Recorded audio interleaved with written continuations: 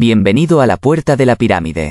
Investiga con nosotros sobre parapsicología y conoce los secretos de lo oculto ante nuestros ojos.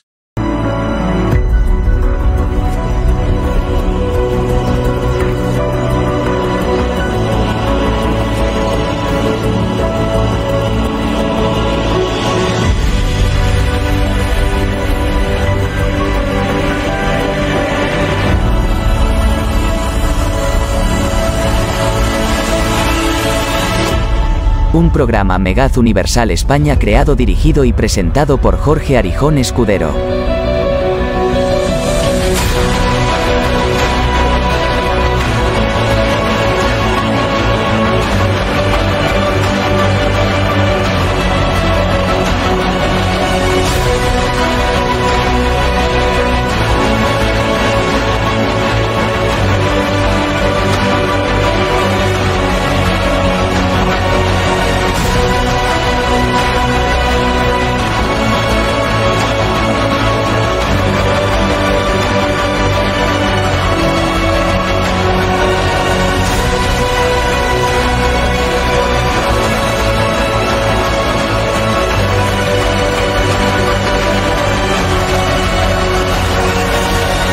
Bienvenidos al mundo de la Puerta de la Pirámide.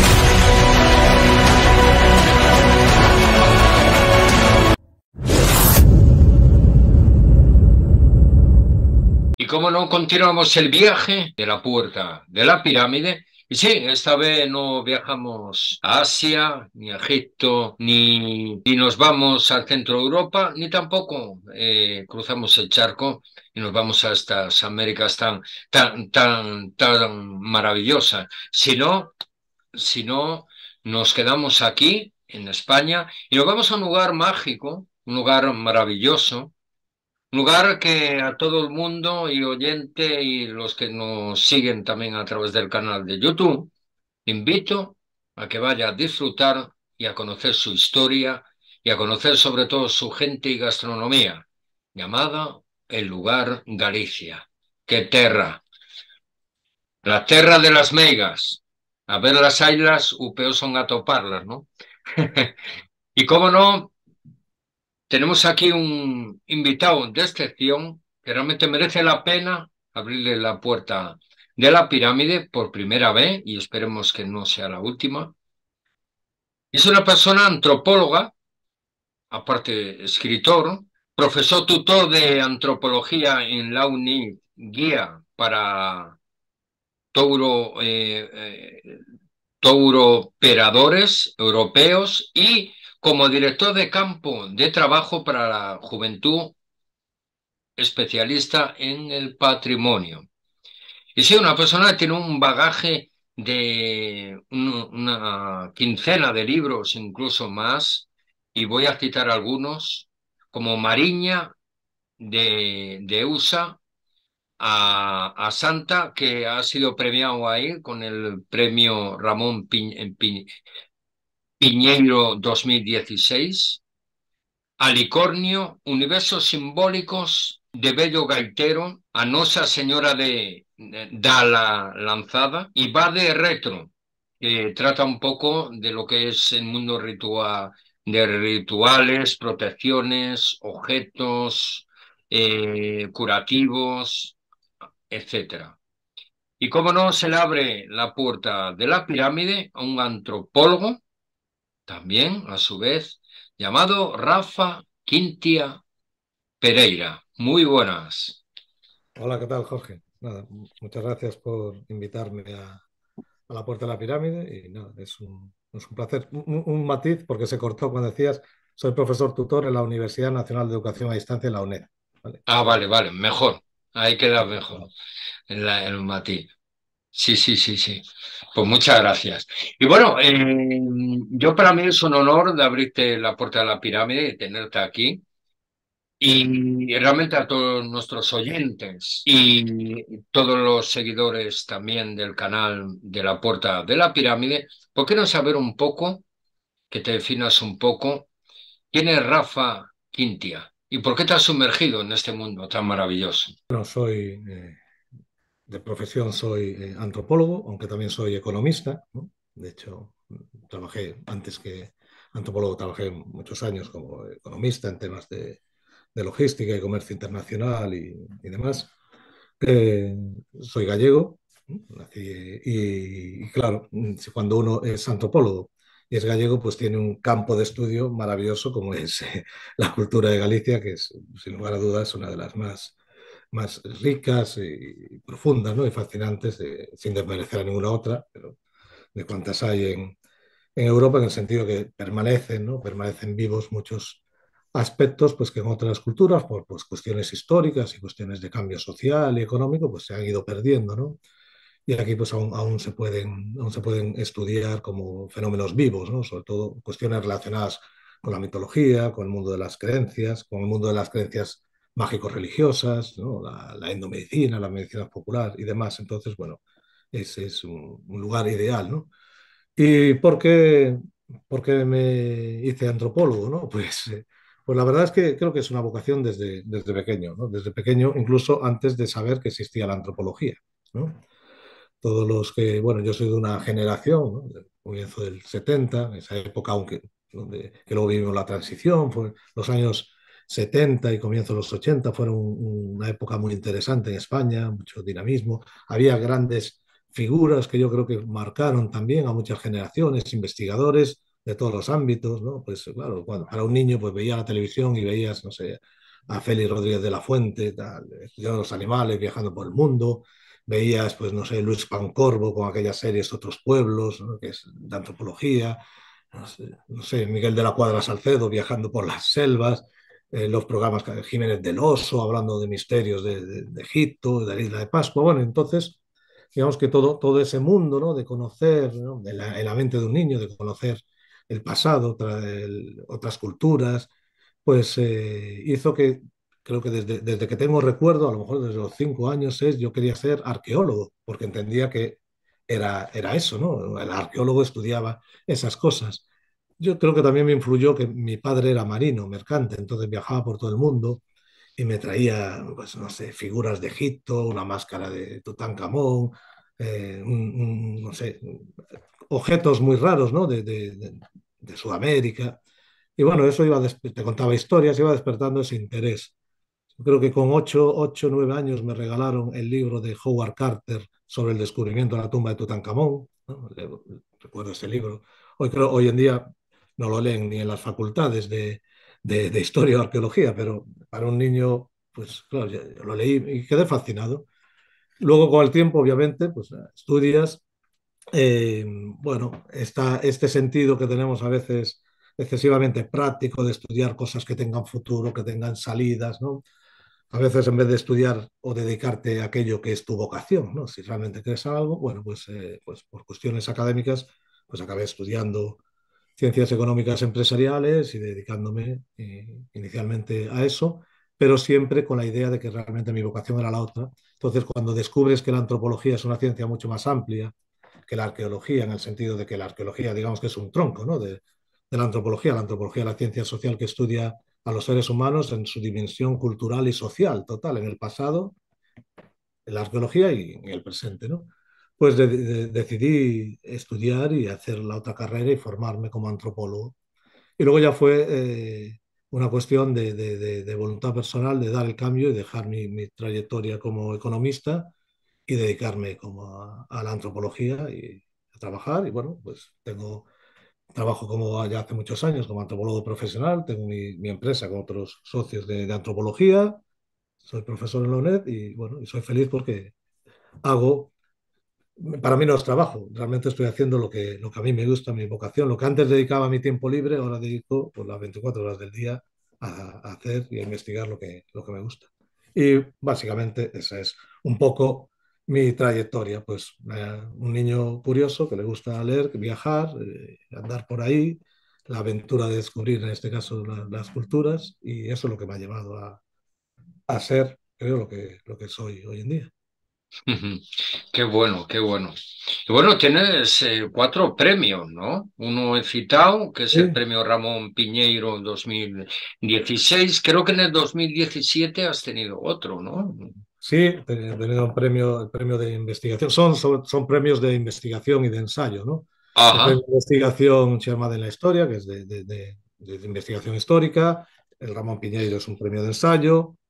Sí, el premio Vicente Risco, que es el padre de la antropología en Galicia, el premio de Ciencias Sociales Vicente Risco en el 2015. El premio Ferro Couselo también de investigación etnográfica con el libro que citabas antes, Va de Retro, sobre la ritualística protectora, el mundo de los amuletos y demás. Uf, qué bueno. Y bueno, y el premio Luis Cuadrado de investigación. Sí, bueno, tengo unos cuantos premios, bueno, que tuve la suerte, ¿no? De ser galardonado pues con mi trabajo. Ajá. Y bueno, ya comenzamos este viaje a tu lado y sí me gustaría pues centrarnos un poco en tu último libro titulado Por la gracia de Dios y realmente pues quiero un poco que nos cuentes por qué ese título. Sí, el libro este, que dice, bueno, está escrito en gallego, ¿no? Por la gracia de Dios, a religiosidade popular en Galicia, que traducido a castellano sería Por la gracia de Dios, la religiosidad popular en Galicia. Ujú. Es un trabajo, un ensayo antropológico que estudia precisamente lo que es el mundo de la religiosidad popular, que no es exactamente la idea que tenemos pues, del dogma, pues, en este caso católico, ¿no? La religiosidad popular en cualquier cultura siempre es, digamos, una versión popular, la interpretación que hace el pueblo de pues, la religión, en este caso dominante en ese momento, mezclado pues, con otras creencias, con otros sustratos, ¿no? Entonces, la religiosidad popular en España, obviamente, es diferente de la religiosidad popular en Sudamérica, ¿no? Aunque los dos, la religiosidad mayoritaria, la religión mayoritaria sea el catolicismo, los sustratos culturales son diferentes, ¿no? Y abordo pues ese mundo, ¿no? De ese mundo de creencias donde se mezcla, se dan la mano lo que es la religión, la magia, que es un componente fundamental también de la cultura y de la religión, la magia en el sentido antropológico, incluso la medicina, ¿no? Pues desde el mundo de las creencias, desde el mundo de las devociones a los santos, a las reliquias, hasta los santuarios precristianos, la pervivencia de ritos, digamos, de carácter pagano o precristiano, las creencias sobre el más allá, que otras creencias tenemos más allá de pensar que tras la muerte te vas al cielo. Hay otro tipo de paraísos que están vivos ahí en la mitología, en las creencias, de manera latente. Los cultos a los astros, los cultos asociados a los árboles, asociados a las piedras, asociados al agua. Bueno, todo ese, las fiestas rituales del ciclo del año, ¿no? ¿Cuáles son las tradiciones del ciclo de Navidad, del ciclo de difuntos, del carnaval, llamado en Galicia Entroido, que es la fiesta ritual más importante de nuestra cultura, las fiestas que coinciden con los solsticios, que son cristianizaciones de fiestas anteriores, ¿no? Pues como puede ser el ciclo de Navidad o como puede ser San Juan, ¿no? La noche de San Juan. Bueno, pues abordamos todo ese mundo de las creencias espirituales, mágico-religiosas, pues en este caso de la cultura gallega, que en muchos aspectos son muy similares a las de otros pueblos de la península ibérica, obviamente. Ajá.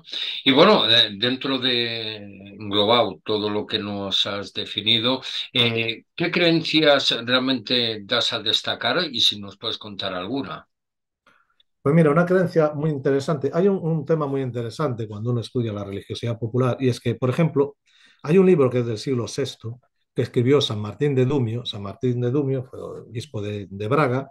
Cuando Braga hoy en día es una ciudad importante del norte de Portugal, pero en esta época era la capital del Reino de Galicia. Estamos hablando de la Edad Media, ¿no?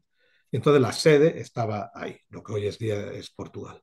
Pues este obispo le encargaron hacer un libro para corregir las prácticas paganas de los campesinos de la antigua Galicia, ¿no? Se llama De Correctione Rusticorum, está en latín, siglo VI. Cuando uno lee, él dice, censura las prácticas, dice, pues encender velas en los cruces de caminos es culto al demonio. Tirar ofrendas de pan en las fuentes es culto demoníaco. Llamarle a los días de la semana con los nombres de los ídolos paganos, es decir, lunes por la luna, martes por Marte, miércoles por Mercurio, jueves por Júpiter, viernes por Venus, también es una práctica pagana, ¿no? Por eso se debe llamar a los días de la semana, pues primera feria, segunda feria, y por eso los portugueses el lunes es segunda feira, tercera feira, cuarta feira, quinta feira, porque ajá, se han quedado con la denominación cristiana, ¿no? Entonces, ajá. cuando uno lee este libro del siglo VI y ve lo que se hace en los santuarios católicos hoy en día, dices, "Ostras, ¿no? No le sirvió para mucho, porque pasaron 14 siglos y se siguen haciendo prácticas similares. Y dentro de este mundo de creencias, a mí me llama mucho la atención las creencias relacionadas con el más allá, ¿no? Con cómo en la mitología y en las prácticas culturales y rituales podemos leer un sustrato de unas creencias en un paraíso diferente del cristiano. Bueno, desde que por ejemplo, para el cristianismo, pues, si una persona tras el juicio final ha sido buena, va al cielo; si ha sido mala, por simplificar mucho, ¿no? Va al infierno. Y en el siglo XIII, por ahí, se crea lo que es el purgatorio, como ese estadio intermedio donde uno podía purificar, ¿no? Sus faltas y tener una segunda oportunidad. Eso es el dogma, así, de hecho en bruto, católico. Pero cuando uno empieza a hacer recogida de campo, a entrevistar a la gente, a estudiar, por ejemplo, encuentras cosas como que te dicen que en las islas que tenemos aquí en la costa atlántica de Galicia, que es el lugar de destino de las almas.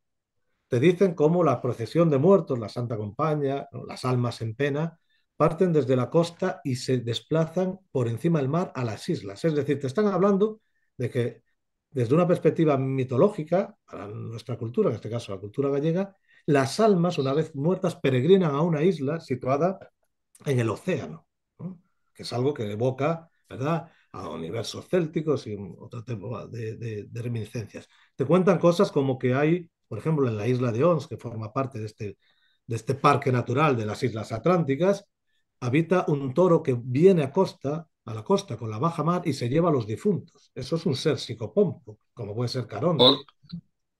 Cuando te hablan de que, por ejemplo, tienes que peregrinar en vida a San Andrés de Teixido, el santuario más importante de la cultura gallega, es el verdadero santuario de los gallegos, porque Santiago de Compostela, la ciudad santa, es abierta a toda la cristiandad, ¿no? Y peregrina sobre todo gente de fuera. Pero el pueblo gallego peregrina a San Andrés de Teixido, que es un santuario pequeñito, está en los acantilados de la Serra da Capelada, son los acantilados más altos de Europa, frente al Atlántico, donde muere el sol todos los días. Y existe la creencia de que todas debemos peregrinar allí. Es como si fuese Benarés para los hindús, Varanasi, porque si tú no peregrinas en vivo, tu alma lo va a hacer de muerto. Y lo ah, puede hacer en la forma de un animal. No quiere decir que se crea en la reencarnación, sino que se cree que el alma puede introducirse en un animal, utilizar un animal como o ir vehículo, pegado al lado. claro, Sí. para peregrinar a este punto desde el que se parte cara al más allá, situado en el horizonte atlántico donde muere el sol, ¿no? Entonces, esto son creencias que no tienen nada que ver con el cristianismo, ¿no? Y podemos comentar algunas más relacionadas con las castañas, si quieres, ¿no? Sí, sí, sí. Y bueno, ya que has citado las castañas, yo soy del Bierzo, de Bembibre, las tres Bs, bueno, bonito y barato, al lado de Ponferrada.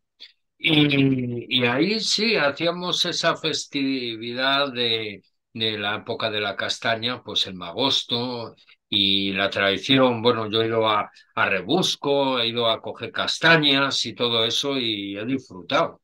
Pero también existe alguna tradición, algunas cosas que a lo mejor tú nos puedes indicar, ya que lo has citado. Sí, la castaña es un símbolo, es un fruto que se identifica también con la inmortalidad, ¿sí? Con la vida larga. El castaño es un árbol de gran duración.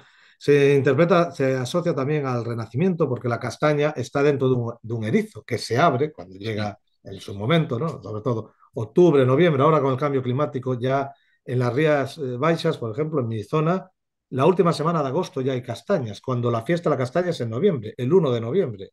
O sea, estamos hablando que se han adelantado 2 meses. Entonces, es una castaña, es un fruto que se asocia también a la inmortalidad. Y hay un vínculo estrecho con los difuntos, ¿no? De hecho, el magosto, esta fiesta que existe en muchos lugares de la península ibérica, que consiste en coger las castañas, sobre todo el día 1, coincidiendo con la fiesta de difuntos y todos los santos, y normalmente dura hasta San Martín, el 17 de noviembre, es el periodo del ciclo de difuntos, ¿no? Esto que ahora llaman Halloween y otras tonterías así, Ujú. que pues en ese tiempo pues se cogen las castañas, los jóvenes y no tan jóvenes, pero normalmente eran los mozos y mozas, se juntaban pues en el bosque, en un claro del bosque, en un monte, se hacían hogueras, se asaban las castañas, se consumía el vino nuevo, la cosecha, ya está el primer vino, ¿no? Se asaban los chorizos, estamos en el tiempo de la matanza del cerdo, San Martín, Navidad y hasta San Antonio, hasta noviembre es el periodo también del cerdo. Las Y fidoas, claro, nosotros llamamos la filloa, los freixós, lo que se filloas. llaman las crepes en Francia, ¿no? Y bueno, y se hace este rito. Y es un rito de carácter funerario, ¿no? En muchos sitios, ¿no? En muchos sitios, cuando acaban el magosto, en Asturias, en Portugal, zonas de Galicia, las castañas que no se comían se dejaban para los difuntos que venían a visitarnos en este tiempo, ¿no? También en Galicia hay una cosa que se llaman fonchos, son collares de castañas cocidas que se le daban a los niños y muchas veces se vendían en la puerta de los cementerios y se llamaban esos collares, ¿no? Entonces hay un vínculo importante con el mundo de la muerte y con los ritos funerarios con la castaña. Y hay una creencia en Galicia de que en invierno las almas de los muertos se meten en las castañas, yo también tengo, para estar calientes durante el invierno al lado de la lumbre del hogar, donde se secan las castañas, se secan, y ahí pasan el invierno. Entonces, eso no es una creencia católica, como que las almas de los muertos se meten en una castaña para estar calientes al lado del fuego del hogar, ¿no? Pero el cristianismo sí influye también en estas creencias y, por ejemplo, también existe la idea de que cuando llega la fiesta de difuntos, el día 1, el día 2, difuntos, todos los santos, la tradición es cocer castañas, hacer castañas cocidas con anís, ¿no? Qué Y se cree ricas. que por cada castaña cocida que comas, liberas un alma del purgatorio. Entonces, comer castañas ayuda a liberar las almas. Y también, cuando se hacen los magostos, tú sabes que hay que cortarlas un poco para Sí, que no estallen, para que no exploten. para que no exploten. Pero Pero hay que dejar, siempre cae claro, alguna, hace ¡pam! es Así que hay que dejar algunas sin cortar, sí. porque la castaña que explota es un alma liberada. Ah, Entonces también hay que dejar alguna castaña. Entonces, estas creencias, que son muy antiguas, porque el castaña fue la base de la alimentación en toda la cultura atlántica, ¿no? Hasta la introducción de la patata y del maíz, ya que se trajo de América, pues son creencias muy antiguas y que conviven con esa escatología cristiana del cielo, el purgatorio y el infierno, pero están estos otros paraísos en islas. espérame. La idea de que las almas de los difuntos se convierten en aves y vuelan a las islas existe en muchos lugares de Galicia, sobre todo en la costa. O te voy a decir, ya que tu programa se llama La Puerta de la Pirámide, que existe también la creencia entre los marineros, algunos marineros gallegos de la costa, obviamente, que el sol, cuando se pone, sobre todo en verano, cuando se pone el sol en el Atlántico, que es uno de los espectáculos más fascinantes que puedas ver, ¿no? Una puesta de sol sobre el océano Atlántico, en verano, cuando hace calor y hace calima y brétega y niebla, perdón, pues el sol se va aplanando y queda en forma de barca. Bueno, los marineros a eso le llaman la barca del sol. Es la barca con la que el sol emprende su viaje por el inframundo para volver al día siguiente a nacer por el este. Por lo Ah, tanto, el sol marca el tránsito de la vida. Donde muere el sol, en el Atlántico, es donde está el más allá. Por eso el paraíso está situado en una isla en el océano Atlántico. Eso en la tradición céltica se llama Tirnanuk, en la tradición incluso griega se habla de la isla de los bienaventurados, en el mito artúrico es Avalón, la isla de Avalon, y en nuestra cultura eso sigue vivo, ¿no? Ese tránsito, de hecho, cuando llega, ahora hemos pasado la Navidad, hemos llegado al solsticio de invierno. Bueno, algunos marineros dicen que es el momento en el que el sol da la vuelta. Ya estamos en los días en el que el sol da la vuelta, ya empieza a coger fuerza de nuevo, ¿no? Para a ver empezar a más crecer. día que noche, sí. Claro, empieza a crecer, entonces es la vuelta del sol. Entonces existe esa creencia tan antigua, de forma que, por ejemplo, en toda la cornisa atlántica europea, desde Escandinavia hasta el Magreb, hasta la frontera con Argelia, yo estuve allí estudiando megalitos, dólmenes, es la misma cultura megalítica desde Escandinavia hasta el Magreb, pues estos famosos dólmenes, estos templos megalíticos, ¿no? Mm. Enterramientos, estos túmulos que conocemos todos, sobre todo por los grandes monumentos del sur de Inglaterra o de la Bretaña francesa, ¿no? Aunque los más antiguos de Europa están en el norte de Portugal, Galicia y Bretaña, Y los más grandes de Europa están en España, en Andalucía, como el Dol de Vendemena, son los monumentos megalíticos más grandes de Europa, de esta categoría, no hablo de monumentos megalíticos del Mediterráneo.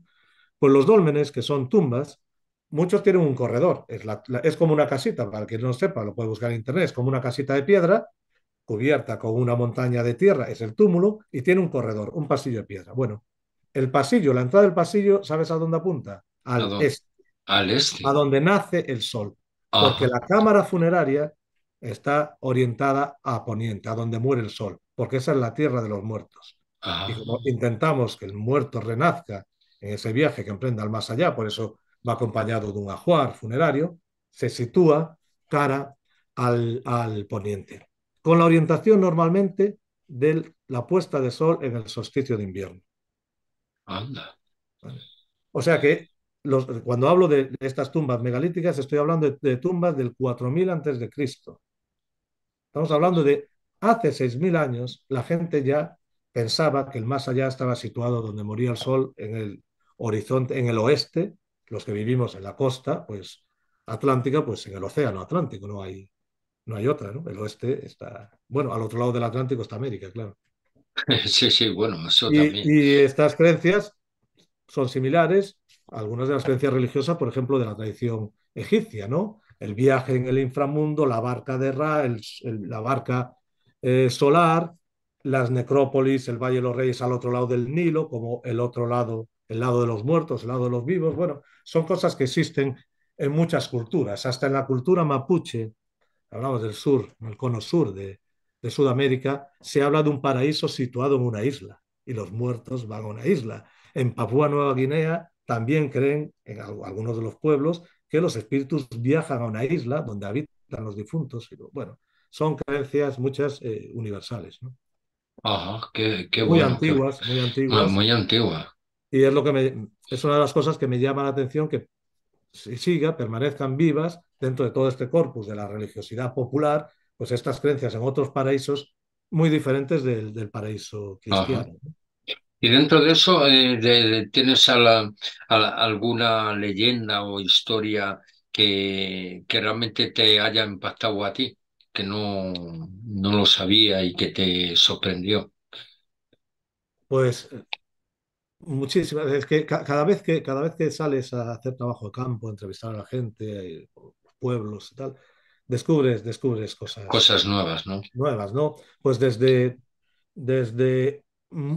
marineros enterrados con monedas hace unas décadas para pagar el viaje. Estamos hablando de un rito que ya se hacía en Grecia, ¿sabes? Los óbolos, las monedas para pagar la Caronte, Sí, sí, pues a veces cuando se abren tumbas se encuentran los muertos con monedas. Hablo en contexto reciente, ¿eh? sí, No, sí, no sí, sí. hablo, no hablo en la prehistoria, ¿no? En contexto reciente en tumbas católicas, por ejemplo, ¿no? Hasta en algunos pueblos está documentado que el cementerio estaba del otro lado del río y había que pasar al muerto en una barca. Le ponían al muerto un pedazo de pan para pagar el viaje. Ostras. Decían para cruzar el Jordán, reminiscencia del río Letes, de la laguna Estigia, ¿no? Pero, claro, por influencia del cristianismo, el río más famoso es el Jordán, no es el río Jordán. Letes o el río del olvido, ¿no? Entonces, esas creencias son muy interesantes. Y luego, bueno, leyendas y mitos fascinantes que encuentras vivos, ¿no? Pues, no sé, pues entrevistar a una persona y que te cuente, pues, como una vivencia, como algo Personal, sí. personal, como vivo, como algo real, pues, Mm. y que te lleve que en tal fuente del pueblo, pues ahí, pues un hombre lobo se comió a un niño y acudieron los vecinos ante los gritos y tuvieron la suerte de poder recuperar el cadáver para enterrarlo, ¿no? Entonces, por ejemplo, estos mitos de la licantropía aún están vivos en muchos lugares, lo cual no es ningún signo ni de atraso, ni de superstición, ni nada de eso. Simplemente es un reflejo más de la riqueza cultural y de la potencia del mito que nos sirve para interpretar nuestra realidad. O sea, no existe, sé que a gente le chocará, pero a nivel antropológico o el mito es tan racional como cualquier otra cosa, es fruto de una interpretación, de una búsqueda de una explicación, ¿no? Del mundo, ¿no? Y no hay diferencia entre creer en que un hombre lobo pues, pueda atacar a un niño y comérselo. O que un ser mítico, por ejemplo, el ser mítico más importante de la cultura gallega es una mujer, es la Moura. No, no se traduce en castellano por Mora, es Moura, la etimología es diferente. Es similar a las chanas asturianas, es similar a la Mari del folclore vasco, ¿no? Bueno, esta es la reminiscencia en la mitología de una antigua deidad femenina relacionada con el más allá, con la vida, con el destino. Bueno, pues estos seres, por ejemplo, te cuentan estas historias vivas, habitan en tal sitio, en tal fuente, en tal roca, se convierten en serpiente, se pueden convertir en serpiente, ¿no? Y tienen, guardan grandes tesoros. Entonces, lo que quiero decir es que no hay diferencia entre creer que puede haber un hombre lobo o creer que un ser mágico se puede convertir en serpiente o guardar tesoros o creer que una mujer puede ser, digamos, quedar embarazada de un Espíritu Santo en forma de paloma y tener un hijo sin perder la virginidad y que su hijo sea Dios. A nivel de esquema mitológico, no hay diferencia. ¿La diferencia cuál es? Una es un dogma de fe y forma parte de la religión dominante, del pensamiento ideológico dominante de una sociedad y por lo tanto no se pone en duda. No se trata como mitología, se trata como una verdad sagrada. Pero la mitología es la historia sagrada de un pueblo. Y lo que hoy es mitología, en su día fue verdad, fue religión. Cuando tú coges un libro de mitología, ¿qué te encuentras ahí? Zeus, Apolo, Thor, Odín, ¿qué son? Son dioses. Con Dios. Pero no, no encuentras a Jesús, a Yahvé, a Moisés, ¿verdad que no? No, Porque para nosotros, no, ni Noé. ni Noé, lo que te iba a decir, ¿no? Claro, porque para el judeocristianismo y también para el islam, que bebe, ¿no?, de esa tradición, eh, son dogmas de fe, es la verdad sagrada. Entonces, no se, no se cuestiona, ¿no? Pero son mitos. No, no sé si también cuando los sumerios o los tartesos también tenían también esas Bueno, dogmas y tenían todos. sus Mira, mitologías los mitos no son algo del pasado, los mitos están presentes, seguimos creando mitos, y seguimos se, teniendo una mente mítica y nos seguimos moviendo en base a esquemas mitológicos. Lo que pasa es ujú, que ahora ya no necesitamos mitos para explicar por qué llueve, ya no necesitamos creer que hay un nubeiro, un tronante, un Thor, un Odín o quien sea golpeando las nubes. La ciencia nos ha explicado, pero necesitamos los mitos para explicar otras cosas. Por ejemplo, yo siempre hablo de que nuestra sociedad, las sociedades hoy en día, no europeas, todas las sociedades occidentales y gran parte de las sociedades del mundo, desde el siglo XIX, se configuran en base a lo que se llama un Estado-nación, ¿no?, donde la democracia se basa en una cuestión que es la soberanía popular, ¿no? Es decir, el pueblo es soberano, elige a sus mandatarios, ¿no?, y eso se renueva cada 4 años, pues en un rito, que es el de las elecciones, que consiste en meter un papel en una urna de cristal, ¿no? Rito y mito siempre van de la mano. Los ritos sirven para conmemorar, actualizar, traer al presente los mitos, ¿no? Para que la gente lo entienda, pues el bautismo, ¿qué es? Es un rito que conmemora el mito del bautismo de Jesús en el Jordán, ¿no? O mejor, la Eucaristía es un rito que conmemora el mito de la última cena. Bueno, pues seguimos creando mitos. La soberanía popular para mí es un mito, es el mito fundacional del Estado-Nación. Es un mito que nos sirve para entender o para creer que nosotros decidimos nuestros designios, quién nos va a gobernar y qué van a hacer con nosotros. Pero realmente es un mito, ¿no? Porque si lo analizamos de una forma meramente objetiva, pues normalmente, como decía aquel, quien gobierna no se presenta a las elecciones, ¿no? No necesita presentarse. Bueno, es una broma, ¿no? Pero seguimos creando mitos y teniendo nuestros pensamientos de clave mitológica, porque entre otras cosas, todas las religiones se basan en mitología, ¿no? Y la mitología nos enseña muchas cosas. Nos transmite valores, nos transmite también prejuicios, eso nos es da la, explicaciones. sí, sí. Esa es la última pregunta sobre este libro. Dentro del folclore que tiene, y mitos, etcétera, ¿qué valores o enseñanzas quieres tú transmitir a través de este libro? Pues básicamente todos mis trabajos, obviamente, están hechos desde la perspectiva antropológica. Mi idea es estudiar para conocer, para entender, para divulgar, para dar a conocer la riqueza de la diversidad cultural y valorarla. La supervivencia humana no va a depender de la tecnología, va a depender de la diversidad cultural. Si somos capaces de conservar nuestra diversidad cultural, es decir, si somos capaces de conservar diferentes formas de estar en el mundo, de ver el mundo, diferentes soluciones para múltiples problemas, tendremos posibilidades de sobrevivir como especie. Si vamos a una única cultura, una única forma de ver el mundo, un único sistema, un único pensamiento, estamos condenados a la extinción. Esto se entiende muy bien en agricultura. Cualquier agricultor lo sabe. Si tú cultivas un tipo de patata, si viene un pulgón a esa patata, te mueres de hambre. Si cultivas 10 tipos de patata, el pulgón le puede afectar a una patata y a otra no. Y otra Tienes no. alternativas.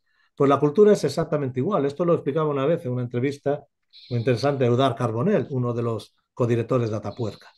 La diversidad cultural son diferentes soluciones a los mismos problemas que ha desarrollado la humanidad desde el Paleolítico. Y es ensayo, error durante 100.000 años. Entonces, toda esa diversidad es una riqueza que nos va a permitir afrontar. Si colapsa un sistema, tendremos otros modelos, otras formas, otros modelos de familia, otros modelos de sociedad, otros modelos de creencias. Entonces, la supervivencia depende de la diversidad cultural. Y para eso hay que valorarla, hay que valorar la cultura de verdad. Cuando hablo de la cultura de la gente, la forma de pensar, la cosmovisión, lo que creemos, cómo hablamos, nuestras lenguas, no lo que está en un museo o un libro, una película, que es lo que normalmente cuando hablamos de cultura hablamos de una obra de teatro. Eso es creación artística. Eso es lo que en antropología llamamos cultura creativa. Pero la cultura es todo, es la agricultura, es cenar en Nochebuena la familia juntos, es la lengua que usas, lo que cantas. Eso es la cultura, es un molde mental compartido por una colectividad, ¿no? Entonces, yo estudio para entender mi cultura, para entender todas las culturas humanas y darnos cuenta de lo mucho que nos parecemos todos, cada uno con sus matices.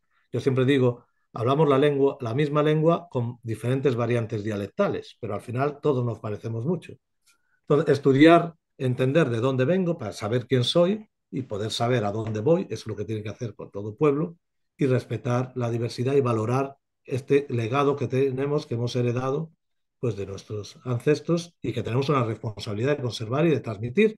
Obviamente, la cultura no es un fósil, es algo vivo, dinámico, hay cosas que valen para estos tiempos, hay cosas que no, hay cosas de la tradición que se pueden cambiar, como todo, ¿no? Como todo, pero entendiendo el valor de la diversidad cultural y del conocimiento, ¿no? De todo esto que nos ha hecho como somos. Pues sí. ¿Y cómo podemos adquirir esta maravilla, esta joya Pues de libro? claro, dependiendo de las editoriales, pues en este caso, este libro, lo digo para que no sea, está escrito en gallego, entonces a lo mejor a quien no ¿Lo hable vas a gallego, traducir o algo pues a sí, a lo español? mejor sí, más adelante. Hoy en día el Tiene mundo buena digital pinta, tiene buena sí, pinta para... está bastante complicado, pero ya. intentaremos, ¿no? Entonces, Ah, muchos de mis libros, precisamente por esta cuestión de valorar la diversidad cultural, están en gallego, otros están en español. sí, pero bueno, Pero al que le pero guste se pueden o... entender. Vamos a Sí, ver. sí, sí. A veces no entendemos una lengua similar por cuestiones de prejuicios. Yo no sé catalán hablar, pero entiendo el catalán bastante bien y puedo leer en catalán.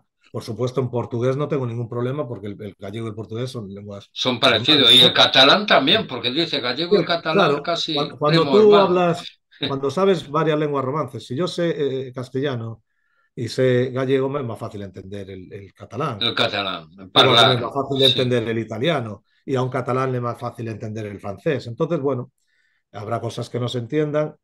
Yo entiendo que hay gente que le pueda costar entenderlo. Pero en este caso, este libro se edita, nosotros tenemos una editorial en mi empresa que se llama Aborígene, editorial Aborígene, Ab Aborígenes. Origin en latín, que significa aborigen, ¿no? Sí, Y sí, ahí sí, están sí. algunos de mis libros editados. Otros están editados, pues por ejemplo, el que citaste antes, que está en español, La historia de Galicia en 50 lugares, Sí, ese es sí, de de la ese logo ya.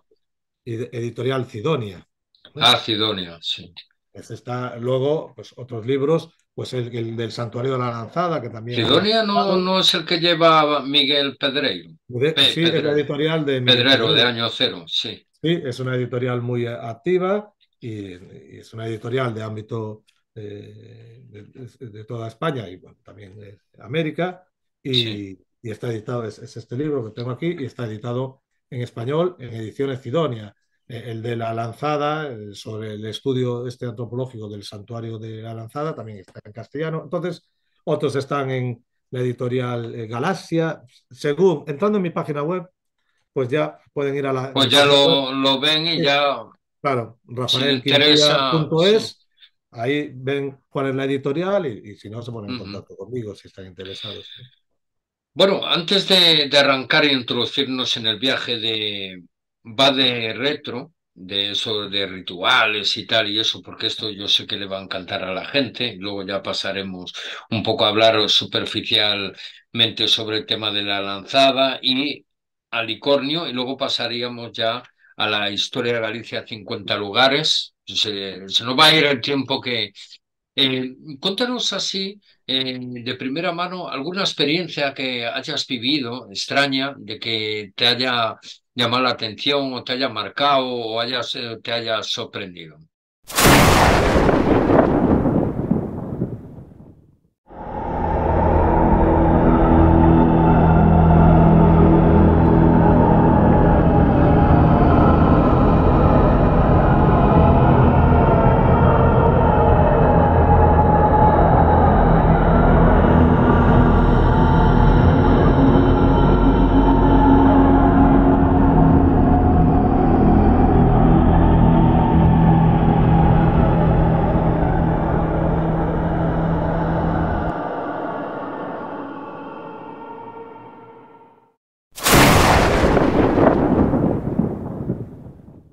Pues así, bueno, habíamos hablado, ¿no? De, así una Ujú. experiencia, Esa. digamos, que me haya dejado marcado. No he tenido ninguna experiencia de tipo extraordinario, o que yo considere extraordinario, ¿no? Sí he documentado muchas vivencias que en otros contextos culturales pueden sonar raro, ¿no? Pero, por ejemplo, aquí en Galicia es muy habitual pues, que la gente vea muertos, hable con los muertos, tenga presagios de muerte. Es algo integrado en nuestra cultura y no causa ningún tipo de problema, ni trastorno, ni nada. Entonces, experiencias de ese tipo yo he recogido muchísimas, incluso de primera mano, de familiares muy próximos, ¿no? De presagios y señales. Yo no he tenido ningún tipo de experiencia de ese tipo. Sí, pues algunas vivencias que entroncarían en este mundo que llama Jung de las causalidades, ¿no? Que podemos clasificar como casualidades extremas. Y ya que citabas el libro de Bade Retro, que habla sobre ritualística protectora y amuletos, cuando estaba documentando, yo hice un libro sobre el uso simbólico del cuarzo, Ajá. la cultura gallega desde la prehistoria, desde el paleolítico, neolítico, edad de hierro, contexto etnográfico hasta la actualidad. Cómo se ha ido utilizando el cuarzo, ¿no? Desde como elementos votivos que aparecen en las tumbas, en los dólmenes, hasta en las casas hoy en día que la gente los pone para proteger y tal, ¿no?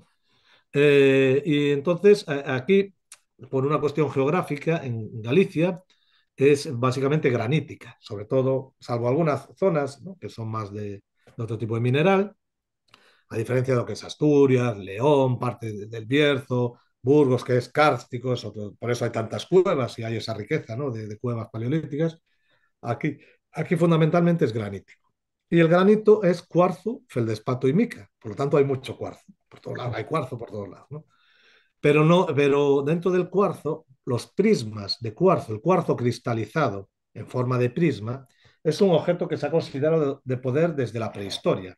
En muchos lugares de España y de otros sitios del mundo le llaman piedras del rayo. No sé si has oído alguna vez.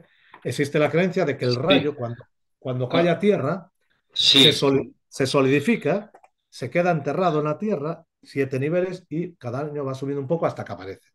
En otros sitios de Galicia se creen que las piedras de rayo están dentro de los robles, los rayos caen en los robles y ahí se encuentran. Bueno, normalmente son esto, no tengo uno ahí, un prisma de cuarzo cristalizado. Esto, ¿ves? Eso es de rayo. Rojo.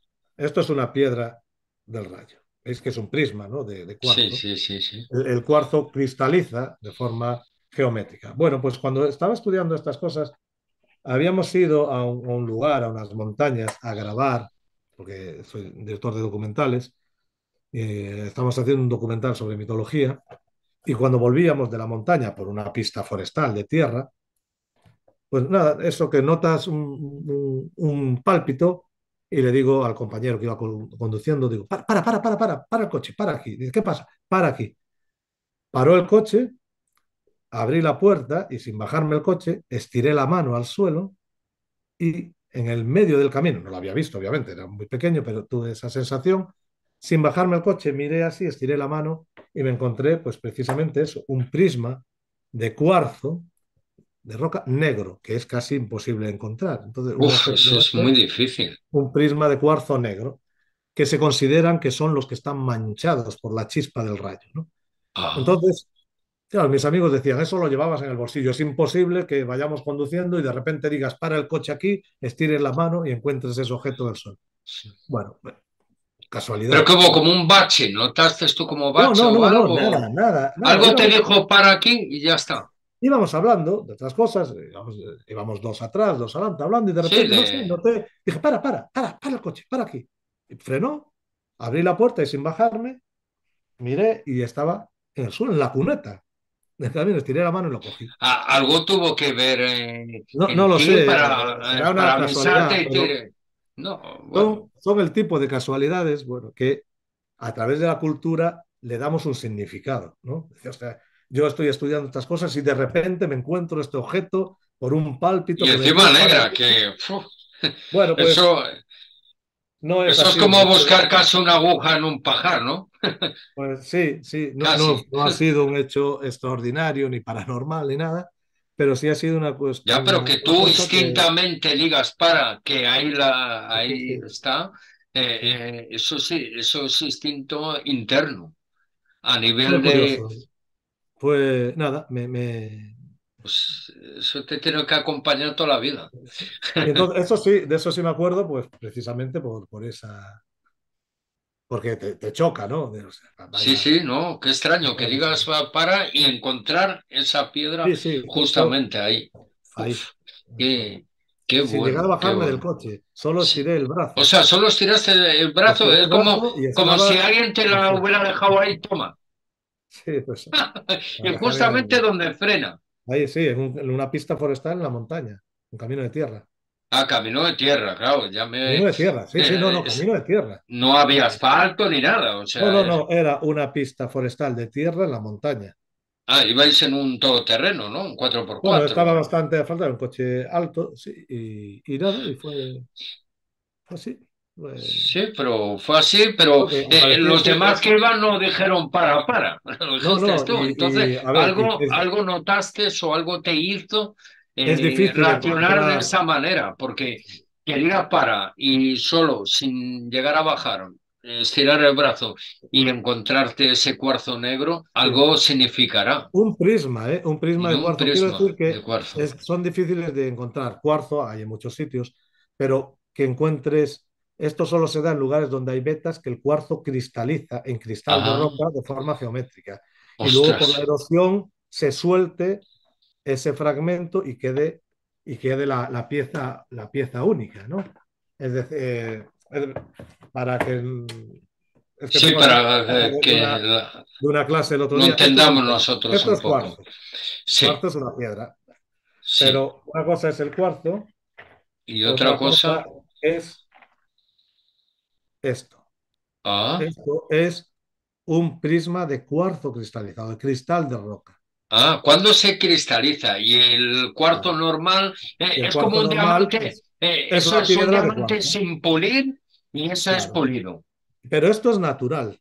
Pero natural, o sea, Claro. lo pule la misma Es naturaleza, la la propia propia eh, piedra.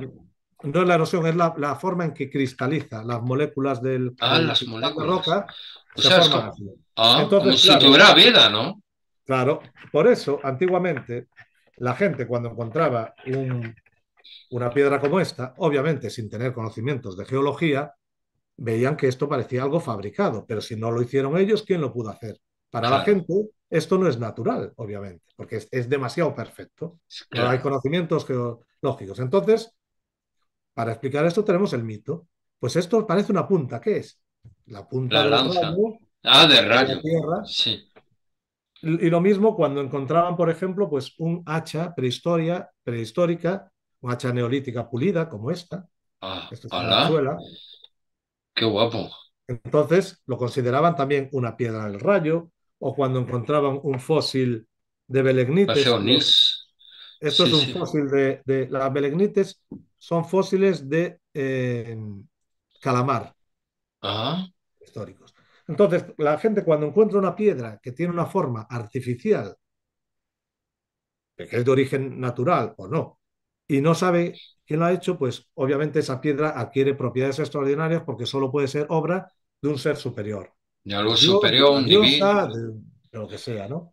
Entonces se guardan. Por eso digo que es muy difícil encontrar este tipo de piedras, tiene que darse un lugar de cuarzo, tiene que darse muchas particularidades, y ya que sea Ah, negra, es casi, o sea, puedes estar toda la vida buscándola y no la encuentras, ¿no? Y bueno, pues eso por, fue... por la parte de donde nació Adolfo Suárez, Cebreros, el Tiemblo y toda la zona esa de ahí, Cepeda también, pues Ujú. suele haber cuarzos, pero están a veces entre los árboles, sale como del tronco.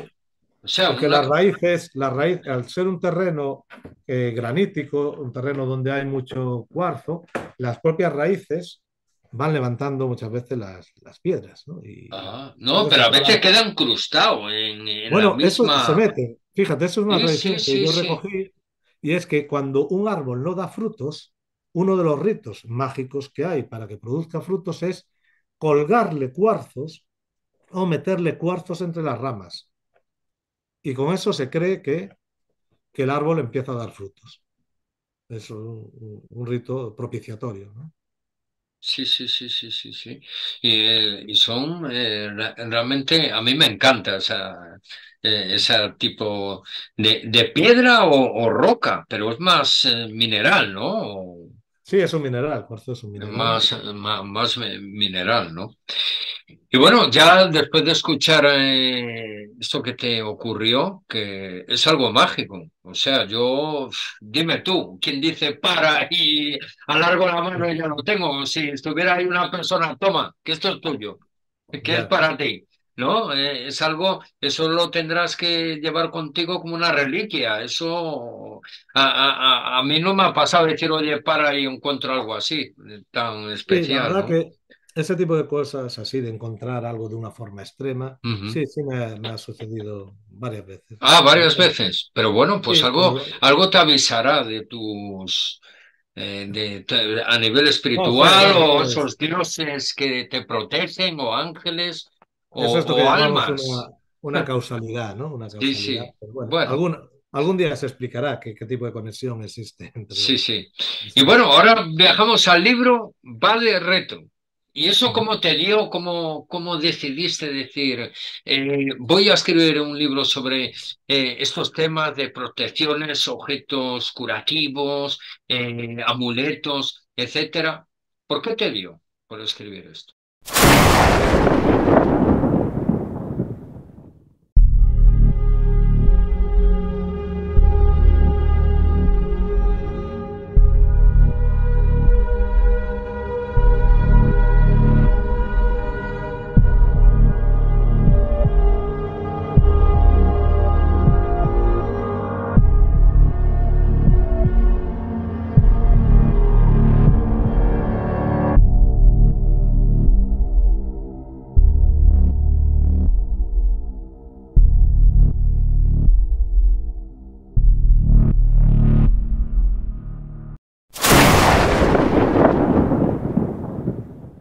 Pues mira, me dio por una cuestión familiar.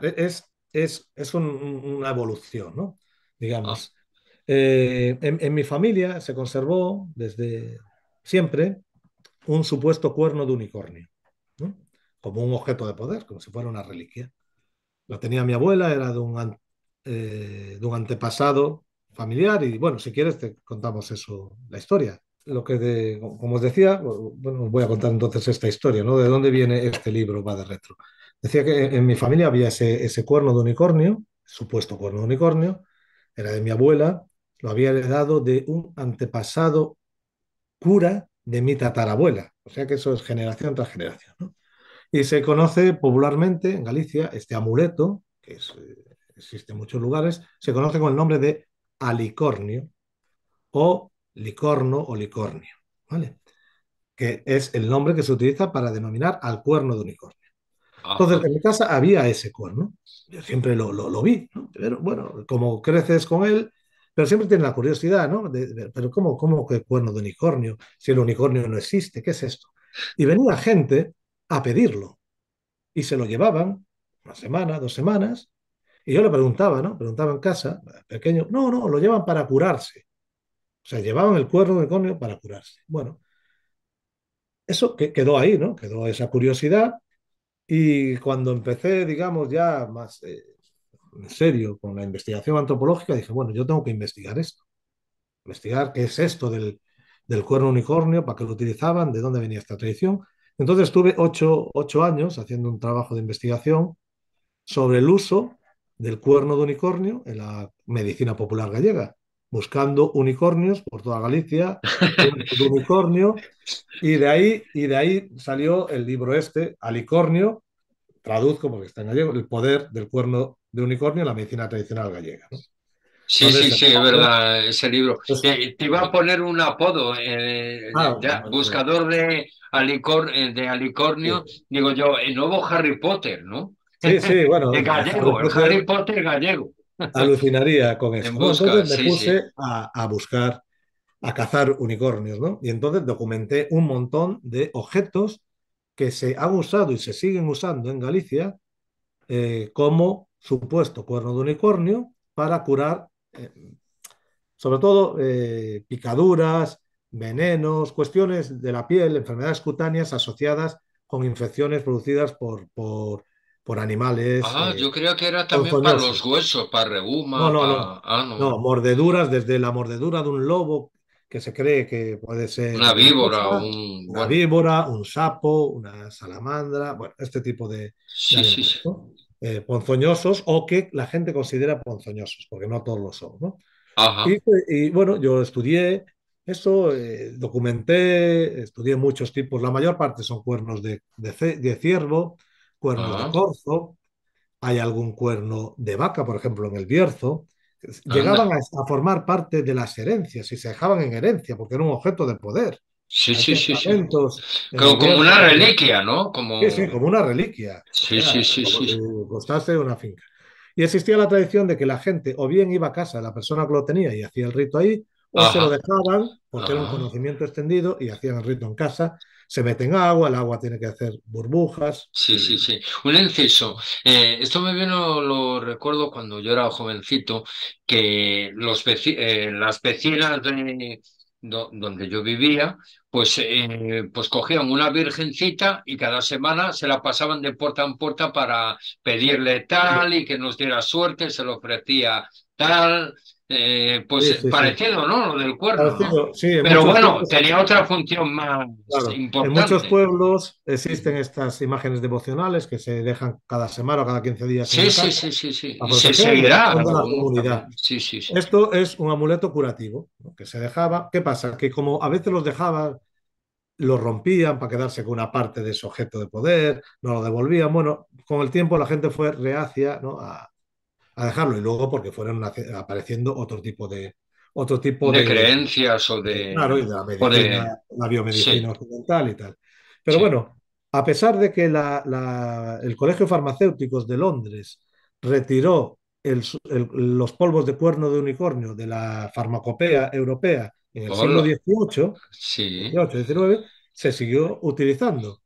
De hecho, fíjate, este año que ha pasado, por esta época, el año pasado, bueno, me apetecía desconectar y me fui a hacer el camino primitivo, el primer camino, ¿no? El que sale de Oviedo a Santiago, ¿no? Y lo hice en enero y por lo tanto no me encontré a nadie en 15 días, nevando, frío, solo por las Uf, montañas, pero fue una experiencia maravillosa. Y aproveché para visitar boticas, visitar farmacias en los pueblos.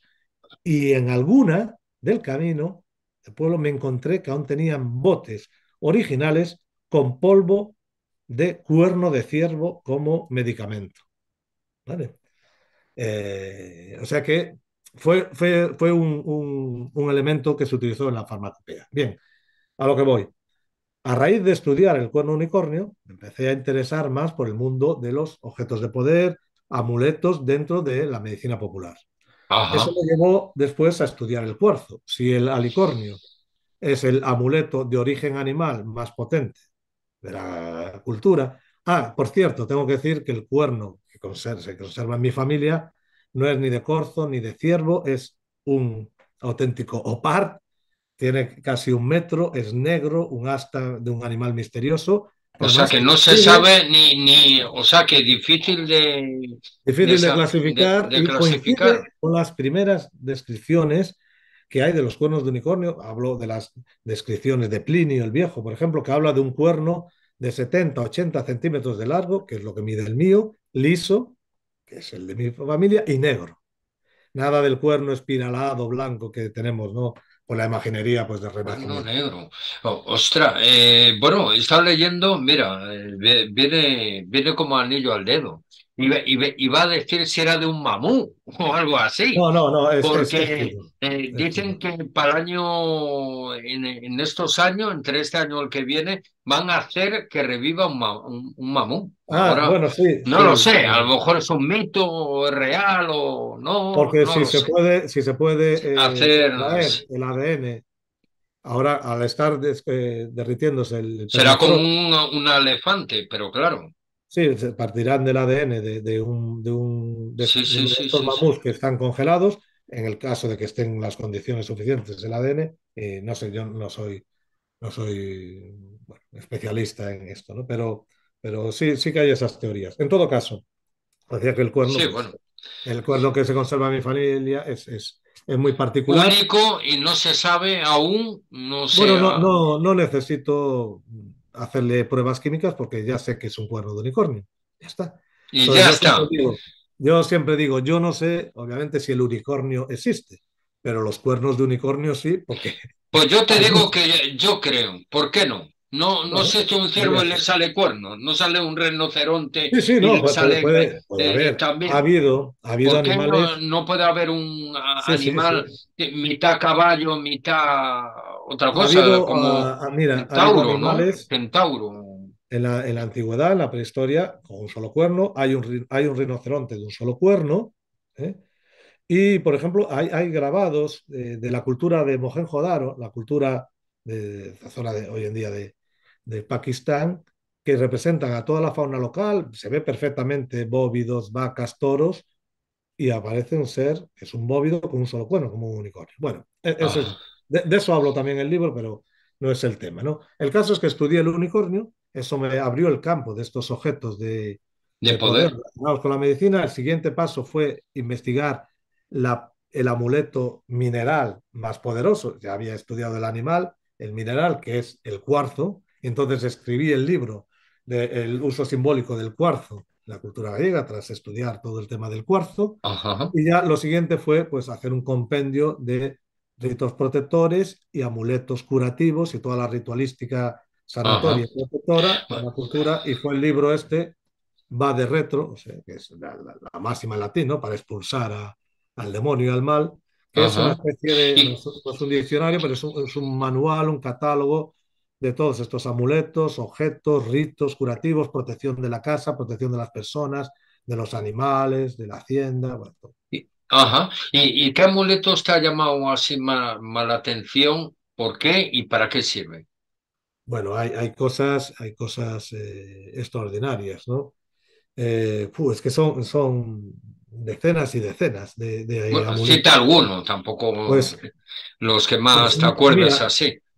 bueno, la piedra rayo es fascinante porque existen muchas culturas, ¿no? Esa creencia de que el rayo se convierte en piedra. Después Sí. hay una que se llama también, que se utiliza muy similar al Ar- icornio y que se utiliza en otros lugares de la península ibérica. En Galicia se llama pedra do goxo, pedra do coxo o normalmente pedra da pezoña, es decir, la piedra de la ponzoña. Hay sitios que le llaman la piedra de la serpiente, la piedra de la culebra.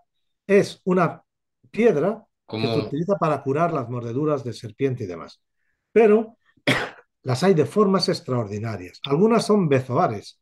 esas concreciones calcáreas que se crean en el interior de los animales, ¿no? Ajá. Algunas me han dicho, he estudiado algunas, que me decían que las encontraron los marineros en la barriga de un pez o de una ballena. Sí, sí, sí. Otros, decía el padre, el gran erudito ilustrado, ¿no? Feijó, perfecto Feijó, no Feijó Ya, el ya. político, ¿no? Eh, Ya, ya. que provenían, que según la tradición provenían de la cabeza de las serpientes de la India, que tenían una piedra mágica, ¿no? Ajá. Entonces, esa es Sí, la.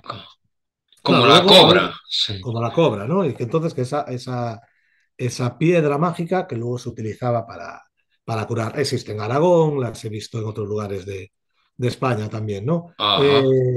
Pues amuletos como la piedra de águila, una piedra que meten las águilas en su Eso me nido suena haber escuchado. No sé cómo era, pero me han para, hablado. Sí, sí, para sí. favorecer que, que los polluelos vayan adelante. Entonces esa piedra luego tiene poderes extraordinarios para la fecundidad y demás. Ajá. Amuletos rarísimos como amuletos hechos con sapos, en bolsas, con lagartos secos, con la cabeza de un lagarto, con la cabeza de un águila ratonera metida en una bolsa negra colgando, bueno, unas cosas, o la camisa de serpiente. No, no la tengo Eso por es aquí, la tengo en otro sitio. eso es un poco lo que estás hablando, un poco meigo, ¿no? De Sí, Brujas. sí, Sí. bueno, tiene que ver mucho con la magia erótica. De hecho, fíjate, ayer acabamos un curso de extensión universitaria que hemos hecho en la UNED sobre Ajá. magia erótica en Ah, España. sí, también. Sí, sí, Entonces sí. ahí tocábamos a partir de los libros, los grimorios y los libros de magia erótica y demás. Y la magia erótica, dentro de lo que son los filtros amorosos, ¿no? Y todo este mundo, pues existen cosas fascinantes, ¿no? Para hacer preparados a través de los cuales captar la voluntad de la persona amada. Y entre los componentes que entran en juego ahí está, por ejemplo, el huevo de gallo. Anda. Los gallos ponen un huevo y ese huevo se utiliza para, bueno, tengo uno ahí, si quieres te lo enseño, Sí, ahora no, no lo enseñes. para Ahora cuando. preparados. Entonces, dentro también del mundo de la hechicería, el mundo de la magia, también hay amuletos específicos para eso. Digamos que hay tres tipos de amuletos, ¿no? Hay los amuletos protectores, que te protegen contra el mal, contra todo tipo de mal, pues por Ujú. ejemplo la castaña de Indias, castañas bruchas, los dientes de jabalí, el diente de lobo, por ejemplo, es muy poderoso también. Ostras. Hay amuletos curativos, como el alicornio, que son para curar, la piedra de la pezoña, ¿no? La ponzoña. Y hay amuletos favorecedores de la bonanza para tener dinero, para tener salud, es decir, los que protegen, los que curan y los que propician, ¿no? Y los hay, por ejemplo, propiciatorios de la fertilidad. También amuletos para propiciar la fertilidad, para ser más fértil, ¿no? Entonces es un mundo amplio. Por ejemplo, un amuleto que se ha utilizado aquí es la camisa de serpiente, la muda de la serpiente, La se la pone piel, en o sea, la piel de la lo que serpiente, suelta, sí. se utiliza en medicina popular para curar resfriados y catarros, hervida en Ajá. leche, y luego se toma la leche en la que se ha hervido camisa de serpiente, y Ala. también la utilizaban las mujeres para ponerlas alrededor del vientre cuando daban a luz en el parto, para propiciar la dilatación y que el parto fuese adelante sin problemas, Y ¿no? menos Porque, doloroso. claro, la serpiente es un animal asociado con la regeneración, con el renacimiento, un animal telúrico, que está en contacto con la tierra, atributo y símbolo de las diosas madre, ¿no? Y entonces, bueno, tiene esa connotación y se utilizó, por ejemplo, también para propiciar, para facilitar el parto. Y luego hay amuletos antiquísimos, ¿no? Sobre todo los de origen animal, ¿no? Los amuletos de origen animal o vegetal, piedras, conchas, colmillos, dientes, ya se usaban en el Paleolítico. No solo como colgantes, no solo como elementos decorativos o de prestigio, sino como elementos apotropaicos, es decir, como elementos de protección, ¿no? Y siguen vivos hoy en día junto con medallas, cruces, estampas, escapularios y toda esa panoplia, ese arsenal profiláctico que llega bueno, con el catolicismo, en este caso, el culto a los santos y demás, ¿no? Entonces, ya digo que hay amuletos, amuletos increíbles, increíbles de raros, hay talismanes que se elaboran, ¿no? Que se elaboran con muchos otros amuletos. Y eso ya son talismanes, bolsas mágicas que pueden tener pues piedra de ara, piedra de altar.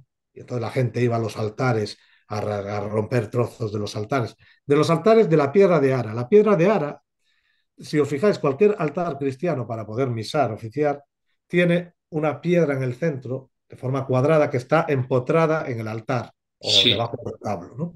Ajá. Cuando se desacraliza una iglesia, se llevan esas piedras. La Hala. iglesia se las lleva porque son piedras sagradas, son las que representan el ara. Eso es lo que permite oficiar el rito. Entonces, la gente iba y se llevaba esos trocitos de piedra Da para hacer suerte, dice. y preparados y tal. Incluso para remedios curativos, disuelto en agua, disuelto en leche, para el parto, Ajá. ¿vale? Pues, Yo en mi tierra me acuerdo yo, ¿sabes lo que son las escobas? sí. Cuando vas al bosque y eso, las escobas y eso era bueno hervir eso para las diarreas, Tú hablas para la de las descomposición. escobas que se hacían con retama, lo que nosotros Sí, llamamos shestas. eso. Y Sí. se nace no sé qué, y eso lo hervías y luego lo tomabas para las descomposiciones y para la Sí, tripa. pues esa retama, esa planta, la retama, la xesta en gallego, Ujú. cuando llega la primavera echa una flor amarilla preciosa. Bueno, Ah, pues sí, claro. la noche previa al 1 de mayo son las fiestas de los mayos en Galicia, la Cruz del Mayos que se hace en Granada, por ejemplo, Andalucía. Bueno, es la fiesta de exaltación de la naturaleza, de la regeneración de la tierra, del florecimiento. Ya acabó el invierno, triunfó la vida, los campos van a ser fértiles. Bueno, pues hoy en día se sigue haciendo. Esa noche del 1 hay que recoger, antes de que salga el sol, por la mañana, se va al bosque, se cogen esas retamas, ¿Cómo la noche del uno flores de qué mes? de mayo, De mayo. antes Anda. de que salga el sol, y coges esas retamas con flor y se ponen en Ah, las puertas, en las ventanas, en los coches para protege. proteger y para favorecer la bonanza, la fertilidad durante todo el año. Lo, Eso se lo, sigue haciendo hoy en día. Tú ves los coches circulando por la autopista, un BMW con una retama, o vas por la ciudad y las ves en las puertas, en los portales de los edificios. No es una cosa de las sí. aldeas. Aquí, ¿no? En zonas de Galicia. Y se sigue haciendo. Mira, te cuento una anécdota para que veas lo viva que está, ¿no? La tradición y lo hermoso, ¿no? de estas costumbres, ¿no? Ujú. Al final, compartir ritos te hace formar parte de una colectividad, ¿no? Sentirte partícipe de un grupo humano, de un grupo social. Durante la pandemia estuvimos durante un tiempo encerrados, no podíamos salir de casa, ¿no? Y mi familia tiene una casa aquí al lado a 3 kilómetros de la ciudad de donde vivo, pues, la casa familiar. Y claro, Ajá. no podíamos ir porque, aunque estaba a 3 kilómetros, pero no nos podíamos mover del piso, ¿no? De ninguno. Pues cuando se acabó la cuarentena, el primer día que fui a casa, había coincidido con mayo, ¿recuerdan? Me encontré en el portal, en la puerta de casa, un ramo de retama florido que el vecino me había puesto. Hala, mira que. Claro, él lo pone en sus puertas y como sabíamos que no estaban, lo puso para Para que proteger. lo cogiera, pero eso se pone dentro de casa, en la puerta por En la dentro de puerta, para casa. afuera, para afuera, para afuera, Ah, ¿y si te del portal, lo la coge puerta. alguien o qué pasa? No, nadie lo coge porque la gente lo pone pues para protegerse, para tener, O por sea, tradición, por fuera la en la festividad, calle, se en la deja calle, fuera en en la la calle, calle. se deja fuera. Ah, Igual que ves en muchas casas que ponen la palma del Día de la Palma en el balcón, ¿sabes? Colgado y tal. Pues, sí. pues lo mismo, se pone. Y en los coches lo ponen en la matrícula, o lo ponen en el Bueno, pero en parabrisas. lugar de estar aquí en Madrid haces eso y viene cualquiera, te lo quita o dirá, ¿y Bueno, esto, este nada, carnaval? Yo qué sé. el monte hay más, ¿no? Entonces Sí, me bueno, encontré, eso me también. lo, me lo había puesto, pues fue bueno, muy bonito, fue un acto, ¿no? Un acto, un detalle, un detalle. existencia también Sí. cultural de buena vecindad, de Sí. desearte lo bueno y ponerte el ramo en la puerta de la casa, pues para... No, para... es que iba a meterte la coletilla en decirte de que tú cuando vas a Domingo de Ramos que te bendice, pues eso que pones también por dentro de casa, se pone en Sí, la sí, sí, puerta. sí. Algo Sí. parecido, un estilo parecido. Claro, es que eso tiene que ver mucho con lo que hablamos al principio, con la religiosidad popular. El Sí. cristianismo echa mano de lo que ya hay en la cultura. Ujú. Entonces, todos los ramos profilácticos, las plantas a las que se le atribuyen propiedades extraordinarias, La curativas, ruda. tal, Mm. la ruda, que espanta a las brujas. Sí, Aquí en muchas casas siempre plantaban ruda en la puerta de la casa para, ajá, para proteger. para proteger, ¿no? Entonces la iglesia se va incorporando, porque es más fácil incorporar que prohibir una tradición. Entonces, estos ramos, en San Juan también es la noche por excelencia de las plantas. Se van a recoger las hierbas de San Juan, se Sí, dejan toda la cita el noche. día porque como hay gente en muchos países La dirá noche de San que Juan es la noche del 23 al 24 de junio, de que es junio. la cristianización del solsticio de verano. El solsticio de verano es el 21 de junio, se cristianiza bajo la vocación de San Juan y se celebra la noche del 23 al 24. O sea, la Igual, noche, ¿qué quiere decir? A partir de las 8 de la noche, 7 sí, o sí. 9, 8, La 9, no- por ahí. el 23 por la noche, ¿qué se hace? Bueno, durante las semanas previas se va a coger leña al bosque y Sí. luego la noche del 23 todos los vecinos, pues por barrio, por pueblo, por aldea, se juntan, se hace una gran hoguera, a veces se quema un muñeco que representa todo lo malo que queda atrás, se comen sardinas, se bebe vino, se come bien, empanadas, todos hay música, hay gaiteros, lo que sea, según cada sitio. Se hace esa Ajá, fiesta del fuego, esa fiesta ígnea. Esto también se hace en el Mediterráneo, en otras comunidades autónomas. Y se salta por encima del fuego para purificarse 3 o 7 veces. ¿No? De hecho, uno de los últimos San Juanes que pasé antes de la pandemia fue en un pueblo del Bierzo. Y hacen lo mismo, la hoguera, saltamos la hoguera y todo, ¿no? Y ajá, toda la música. Bien, entonces luego por la mañana, lo habitual antes, cuando las sociedades eran agrarias, pasaban a las vacas, el rebaño, los animales de la casa los pasaban por encima de las cenizas para protegerlos. ¿Vale? La anda. noche de San Juan. Bueno, pues la noche de San Juan, esa noche, ese 23, antes de que llegue la noche, hay que recoger una serie de plantas. Unas son aromáticas, otras son curativas y otras son protectoras. Esas plantas todas, que son muchas, diversas, se meten en un cacharro con agua y se dejan toda la noche fuera para que le dé la acción de la luna, del rocío, tal. Y por la mañana, con esa agua de San Juan, de las hierbas de San Juan, te tienes que lavar la cara. Y entonces es bueno para la belleza, para el cutis, para estar protegido, para todo, ¿no? Y luego esas plantas se guardan, ese ramo se guarda como un elemento protector Anda. para curar determinadas, pues para curar la psoriasis, para curar enfermedades de piel, como se hace con el ramo de Pascua para quemarlo cuando hay tormenta, para Ajá, proteger del rayo, bueno, de se rayo. utiliza para lo mismo. Y en Semana Santa, pues lo mismo, cogen esas tradiciones de estos ramos y de estas propiedades de las plantas y el día de Ramos, aparte de la palma, que es lo habitual en las ciudades, pues la gente lleva olivo o lleva laurel también. Y en otros sitios, sobre todo el lunes de Pascua, se llevan ramos que están confeccionados con laurel, con olivo, pueden tener acibo, ¿no? Acibro, ¿cómo se dice? Acibo. Es que a veces me confundo algunas Sí, palabras de gallego, nombres así propios de alguna planta. Y bueno, y tienen bueno, otras plantas, y eso se bendice en la iglesia y lo llevas para protegerte. no sé si verás el dibujo, no está bien hecho, pero bueno, he Sí, estado mirando. En Castilla-La Mancha, yo tuve una pareja hace bastantes sí, años, donde nació la Sara Montiel, ¿vale? sí, Y en las puertas ponían esto por fuera.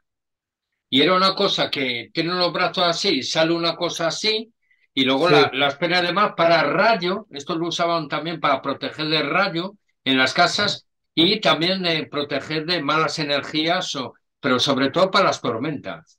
Sí, sí, bueno, el mundo de la protección de las En campos de tormentas es criptana, te fascinante. digo, campos de También. criptana. Es como un índalo, ¿no? Es como una Sí, figura sí, y antropomorfa de un esto, índalo. esa figura así, Sí, sí, es como, es una tradición de La Mancha, de Castilla-La sí, sí, Mancha. Sí, del sí, sur. sí, sí, sí. Y Sí, me es un llamó la símbolo, atención, me llamó, porque un símbolo incluso, protector. sí, sí, y vas por Toledo y por ahí, Yescas, Toledo y todo eso, Por y ejemplo, aquí también suelen tener eso. en Aragón, el Alto Aragón es maravilloso a nivel de pueblos, de símbolos. Toda la zona de la Sierra de Francia, las sierras de Salamanca, las Batuecas, hay símbolos extraordinarios en las casas, protectores, combinando símbolos cristianos con otros. Aquí en Galicia también es muy habitual desde tener cruces hasta tener estrellas de 6 puntas y de 5 puntas. O sea, la estrella de 5 puntas invertida no es un símbolo satánico, es un talismán Está el talismán. protector que está en las iglesias. En Pontevedra el convento gótico, el templo más antiguo que existe, es un convento gótico en ruinas y tiene estrellas de 5 puntas invertidas en los ventanales. Sí, sí, sí. Pues esa es un talismán muy antiguo. Se le llama, de forma popular le llaman Salomones, sellos de Salomón, es una pentalza, Sí. ¿no?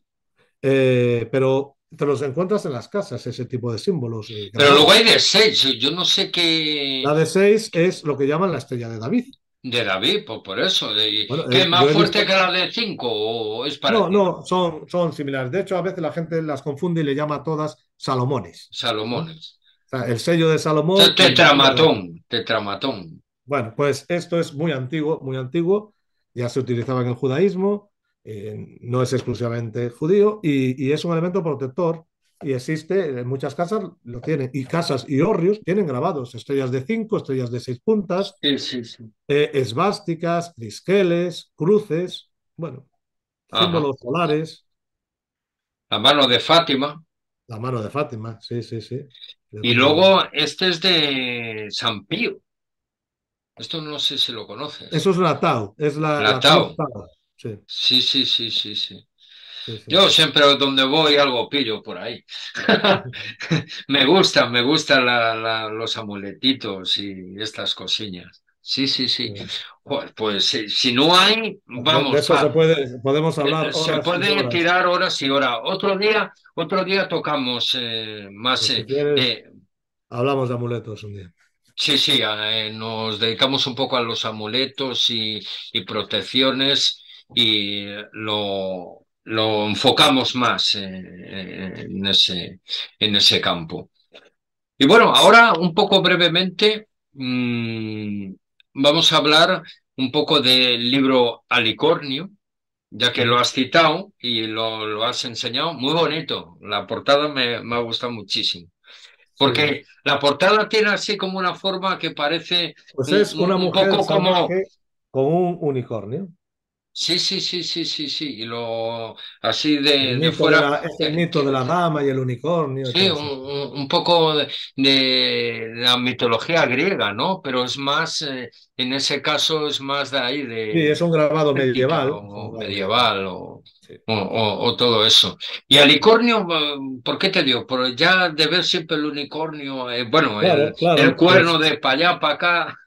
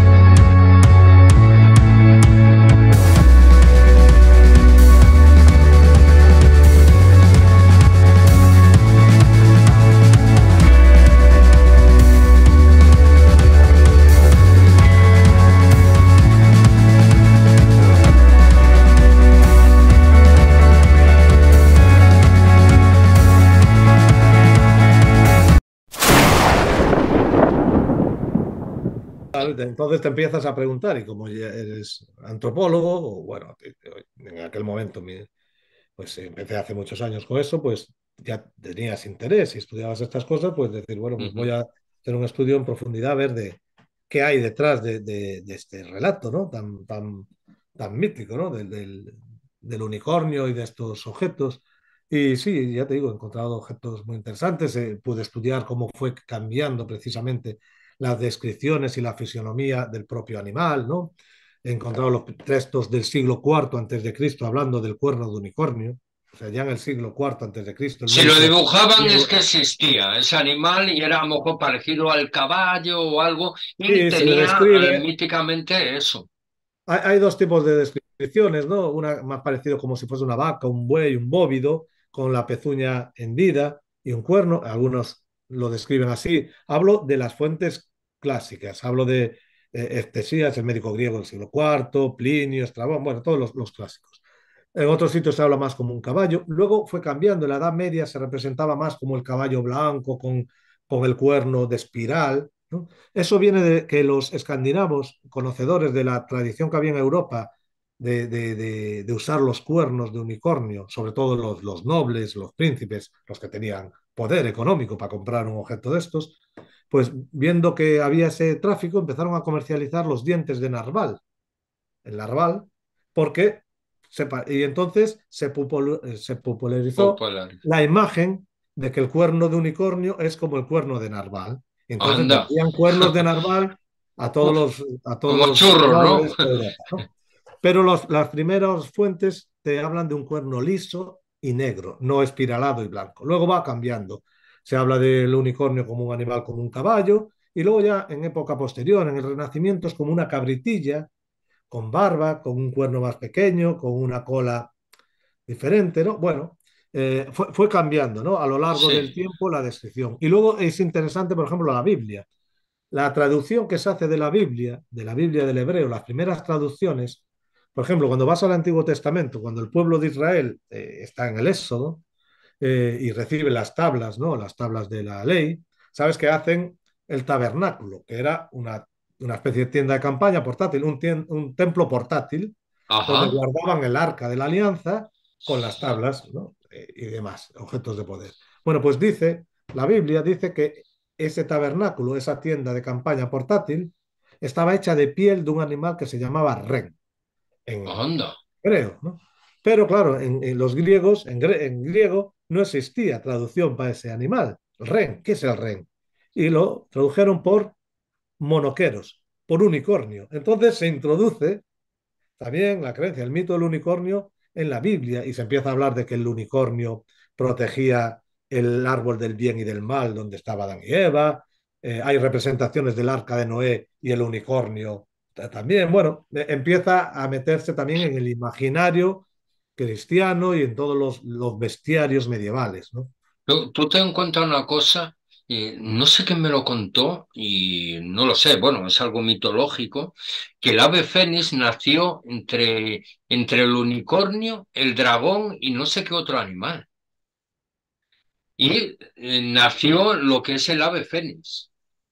Por Pues eso mira, tenía ese poder de volar sí, y tenía mitad caballo del unicornio, la parte de atrás, la parte de aquí, mitad dragón y mitad pájaro. sí, El ave fénix. son las quimeras, ¿no? Es como el Sí, sí, basilisco. sí. El basilisco también echa fuego por los ojos, es gallo, serpiente. Y Sí, sí, fíjate, sí. estaba tan arraigada estas tradiciones míticas antiguas que, por ejemplo, existe la creencia aún hoy en día, yo la he recogido, tengo testimonios grabados, ¿no? De gente, en este caso en Galicia, que te dicen que el huevo de gallo Sí tiene que. una serpiente dentro o un bicho maligno que Uf. hay que tener mucho cuidado. Bien, pues la tradición clásica dice que si coges un huevo de gallo y lo incuba una serpiente, sale un basilisco. O sea, hoy en día, 2000 años después, sigue la idea de que el huevo de gallo alberga una quimera, un monstruo, que es el basilisco. ¿Y cómo es Es el más, basilisco? el basilisco es como un ave, como un gallo, una mezcla Ah, entre gallo, serpiente, que paraliza con la mirada, que echa fuego, que te y nace, hipnotiza. sí, nace del huevo de un gallo que ha sido incubado por serpientes. Y entonces la gente cree que dentro del huevo, alguna gente, ¿no? Claro, dentro del huevo de gallo hay un bicho maligno y hay que tener cuidado. Uf. Y ese bicho es ¿Y, el basilisco. y Y tú? es más, una vez recogí la idea, la tradición de que el único animal que puede vencer al basilisco es la comadreja. Hola. Vale. Eso lo recogí en un pueblo, ¿no? Aquí. Bueno, pues sabes que hay un texto, creo que es el texto, el libro bueno, de naturaleza de Plinio, Plinio, un autor romano, que dice que el único animal que puede vencer al basilisco es la comadreja. Entonces, es Ostras. fascinante cuando tú documentas hoy en día vivo en la tradición oral creencias que están documentadas por escrito hace 2000 años o más de 2000 años. Entonces, algo. Eso es la fuerza de las creencias y de la cultura que perduran generación tras generación. Muchas otras van cambiando, obviamente, ¿no? Es la Ah, fuerza del mito. qué curiosidades, qué curiosidades, qué bueno, qué bueno. Y de ahí, pues vamos a ir viajando un poquito, muy brevemente, en el Mariña, de Deusa a La Santa. Santa. Sí, Pues resúmenos, porque esto es el libro y luego ya profundizamos un poco en sí, historia de Galicia.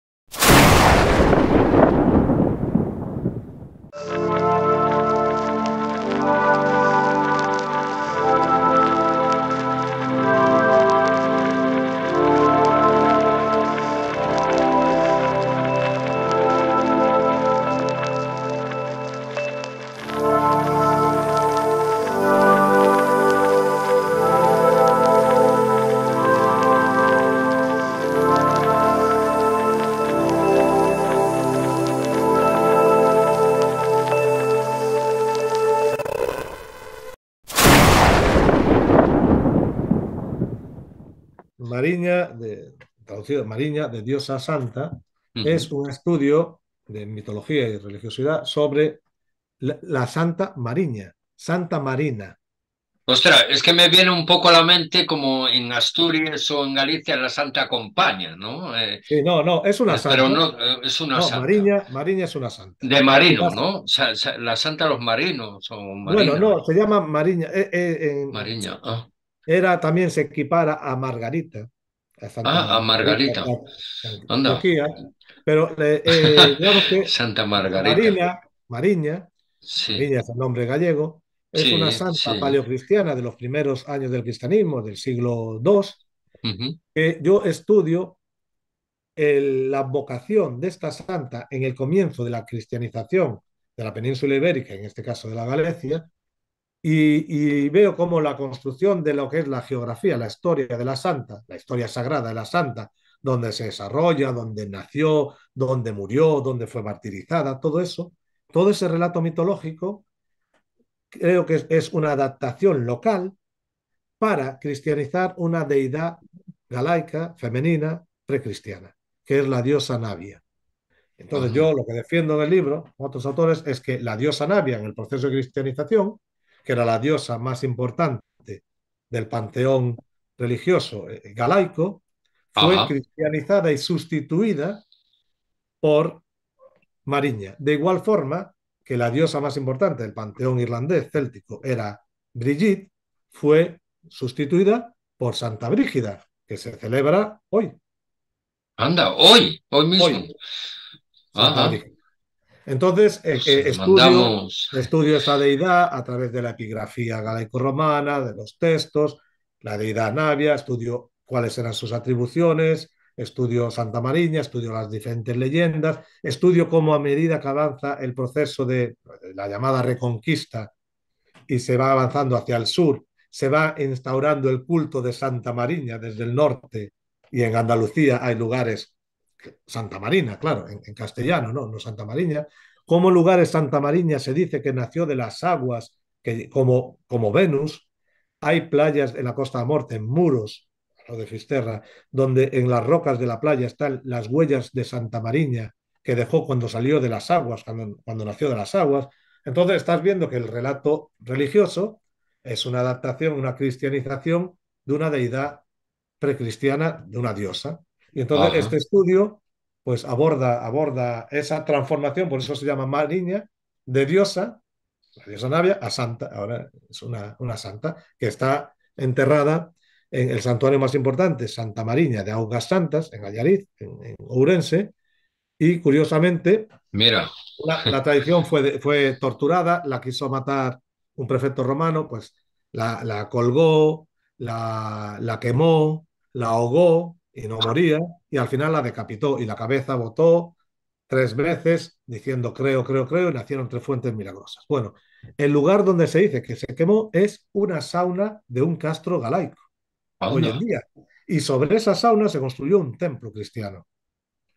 Ostras, qué bueno. El lugar donde fue bañada para cuando la quemaron es un castro, un asentamiento de la Edad del Hierro. O sea, bueno, toda la geografía mítica son lugares precristianos.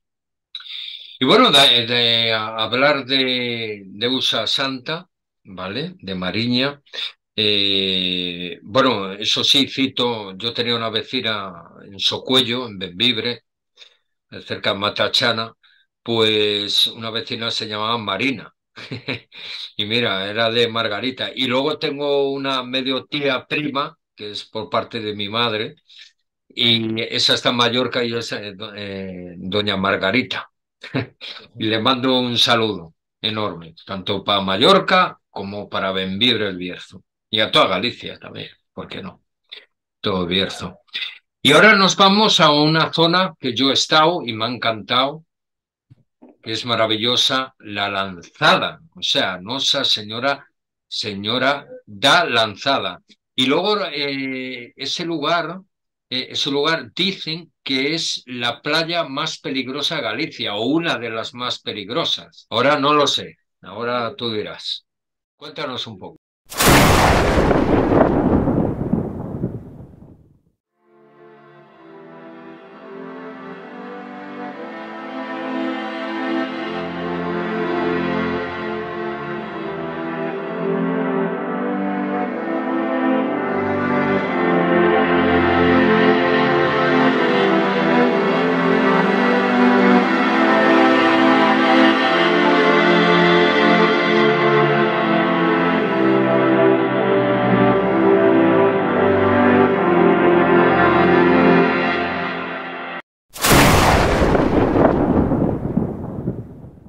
Bueno, pues sí, el libro ese, A Nuestra Señora de Lanzada, este está en castellano, es un estudio antropológico sobre un santuario costero. Hay una serie de santuarios a lo largo de la costa gallega que tienen unas particularidades interesantes y que tienen que ver precisamente pues, con ese carácter simbólico del mar, de la tierra, esa frontera entre dos mundos, la protección frente a todo eso que está ahí fuera, ¿no? Del mar, que es fuente de vida para los marineros, pero también el lugar donde mueren, ¿no? De peligros. Entonces hay una serie de santuarios, como si fuese un cinturón protector por toda la costa, y uno de ellos es este de Nuestra Señora, la Virgen de la Lanzada, ¿no? Está en la provincia de Pontevedra, en el ayuntamiento de Sanxenxo, en la ría de Pontevedra, en la desembocadura de la ría, ¿no? Quizás la entrada marítima a Santiago Compostela, por la ría de Arousa, ¿no? Por ahí iban los peregrinos que venían por mar, pues desde Reino Unido, ¿no? Y demás.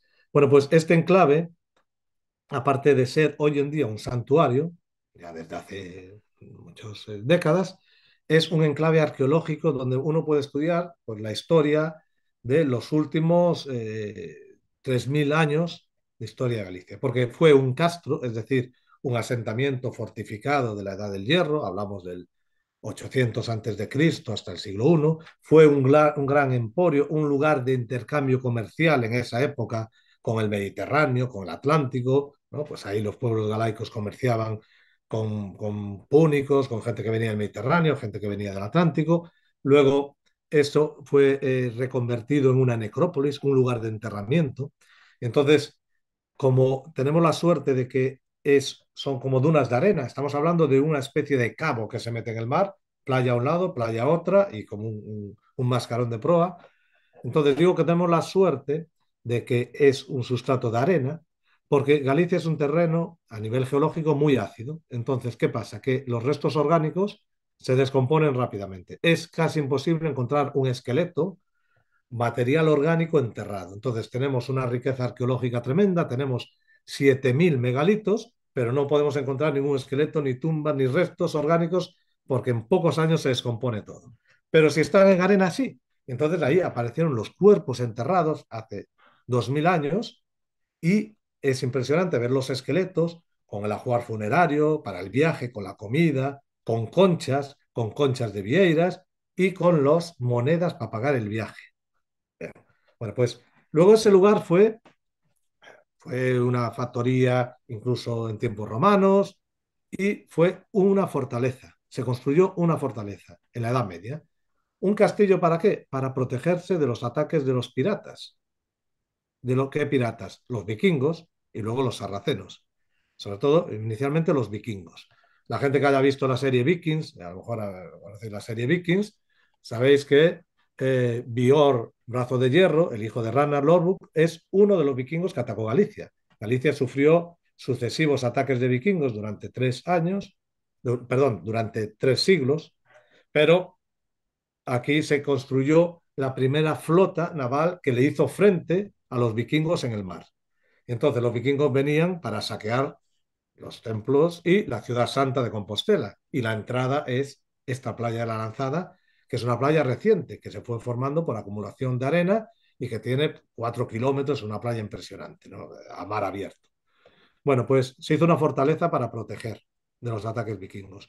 Y luego esa fortaleza se volvió a construir y se erigió una capilla románica dentro de la fortaleza. La hizo el obispo de Iria Flavia, luego el arzobispo Gelmírez de Compostela hizo una fortaleza con esa capilla. Cuando la fortaleza quedó en ruinas, la capilla siguió en pie y se convirtió en un santuario. Un santuario con una gran devoción. La gente acudía y pasaba 9 días allí de romería. Dormían. ¿Y por qué era famoso este santuario? Inicialmente, por ser un lugar propicio para curar exorcismos, endemoniados y todo esto. Había unas reliquias y se hacía la imposición. Y también por la fertilidad.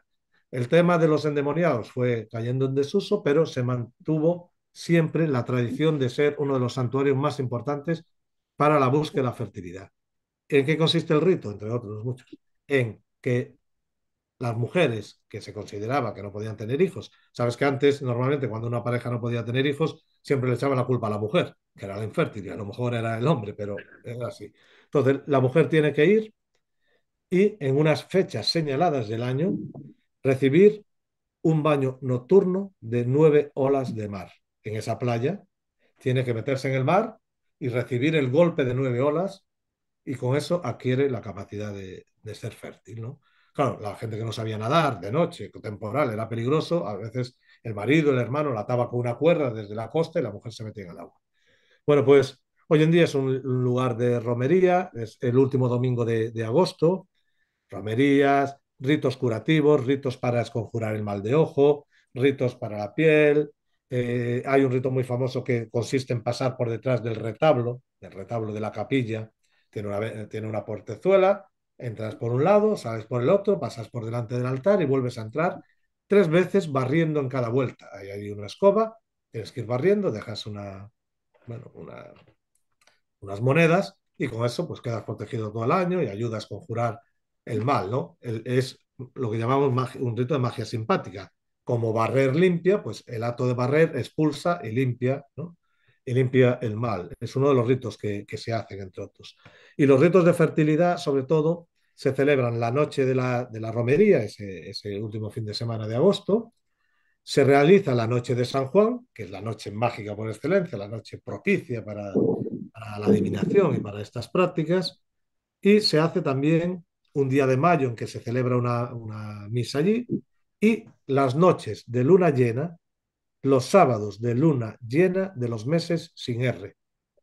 Son los días en los que se va a hacer el rito. Hoy en día se sigue haciendo, ¿no? Bueno, Entonces es un lugar maravilloso. sí, sí, sí, pero digo, un inciso, los días sin R, es igual, dice, los días sin R se puede cortar las uñas, Sí, estos son los pero meses si, sin R. si no te sale padrastro, eso lo Sí, decía mi sí. madre, Sí, sí, ahora sí, sí. también, ¿no? Sí, eso sí, claro.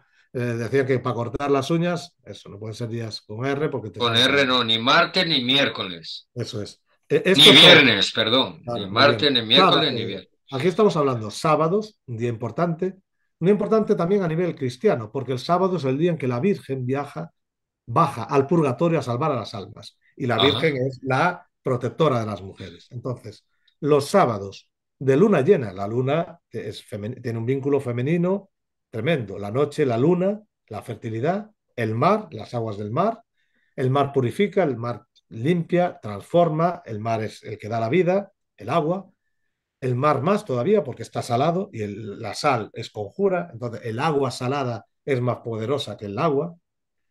Las olas reproducen el movimiento del hombre, ¿no? Fecundando a la mujer, golpeándola, y entonces hace sábado de luna llena, meses sin R. ¿Cuáles son los meses sin R? Mayo, junio, julio, agosto. Porque si te metes en el Atlántico en enero, eh, igual recobra la fertilidad, pero pueden morir de hipotermia de también, como ustedes. hipotermia. Joder, me metí yo en la lanzada en pleno agosto, que Sí, eran las fiestas por ahí, no sé sí, si era sí, julio o agosto, creo que fuimos. sí, agosto. Y en 10 minutos salí yo, se me dormía el cuerpo, tiritando como una maraca. Y eso que era verano y le pegaba bien el sol. Sí, Digo, bueno, es que el madre mía, el agua agua que fría. ahí ya es mar abierto. A ver, Sí. no es la playa más peligrosa de Galicia, es una playa grande, es una playa que No lo impresiona, sé por qué lo dicen, no lo sé. porque, porque tiene muchas olas, se hace A lo surf, mejor será por eso. entonces si hay oleaje es más peligrosa, pero no es muy peligrosa porque tiene una pendiente muy suave, no es Ujú. de estas que das dos pasos y ya te cubre, es muy grande, hay momentos que hay resaca, pero no es la más hay playas más peligrosas. ¿Qué pasa?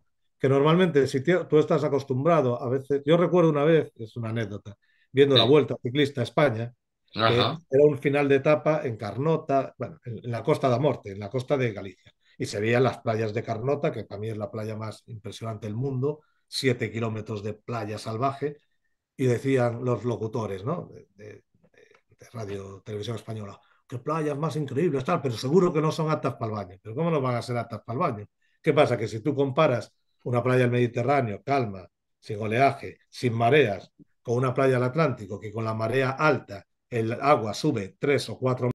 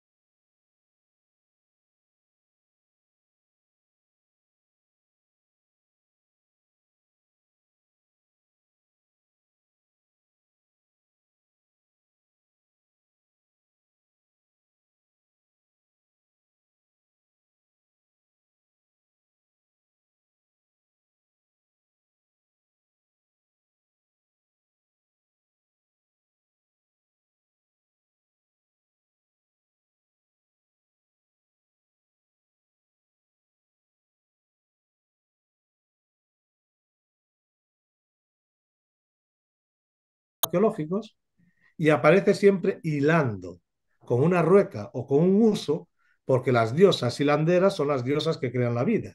Entonces la gente dice, bueno, si la Virgen desaparece, que es un ser sobrehumano, poderoso, una divinidad, y vuelve a aparecer, ¿cómo aparece? Pues como aparecen los seres extraordinarios por excelencia, en un yacimiento arqueológico, un sitio antiguo, hilando. Entonces, aplican el esquema mítico, es un ejemplo de mitopraxis, de cómo se aparecería una moura, que es ese ser maravilloso. Por eso yo dediqué un libro, y esto tiene, con esto, si quieres, terminamos Sí, sí. la lanzada. Yo dediqué ese libro, ¿no? A Nuestra Señora